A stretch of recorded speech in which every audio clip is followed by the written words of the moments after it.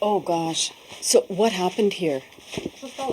This was his son's bedroom until the war ripped open the roof. His child's bed was right underneath. Luckily, Yevhen Ponomarenko and his family had already fled Irpin. I'm very sad. It's his room, the best place. He just finished renovating their dream apartment, now with a lot more work to do when he can find the money and the time. Can you move back here? Maybe, when all this is renewed. I don't want to take my kid back here to see all this.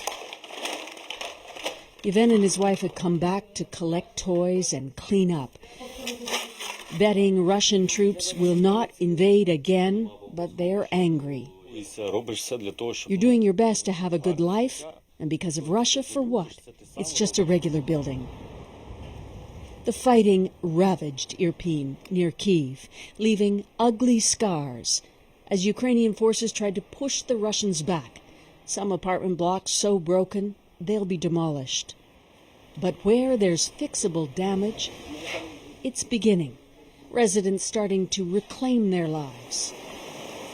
That Irpin bridge, destroyed in March with people trapped, trying to flee, is being rebuilt, a symbol of risky resilience here. Some of the darkest early days left Bucha terrorized as the Russians retreated mass killings. Andrei Kotenko tells us there were 8 bodies on his street when they escaped. The Russians were getting drunk in the evenings and driving tanks and firing, he says. He shows us his daughter's home, randomly hit by tank fire, a hole right through the wall.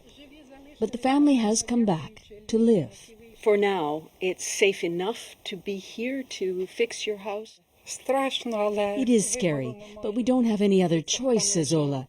Where would we go and how? And my grandkids are here. The house was built just a year ago, mostly intact except for the one corner, their grandson's bedroom, hit a week after the family left. His daughter and son-in-law will start work on the damage Monday. We need to live, to hope for something.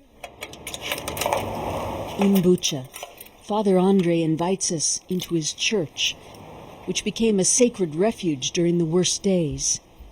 Evil has no logic, he says, struggling to explain the atrocities.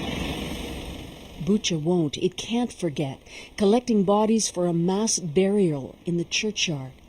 The pictures are an undeniable reminder. But Father Andrei says a spirit of regrowth is beginning. Most people have the aspiration and the willpower to renew their normal lives, he says. But while Bucha and Irpin rebuild, they worry about other parts of Ukraine still under shelling. We don't want this to become a war of exhaustion. That temporary graveyard behind his church with its horrors is growing over, eventually to become a memorial. Those bodies from the churchyard have now been brought to a cemetery here in Bucha, a final resting place. But even as people here begin to resume their lives, they've dug fresh graves. Susan Ormiston, CBC News, Bucha.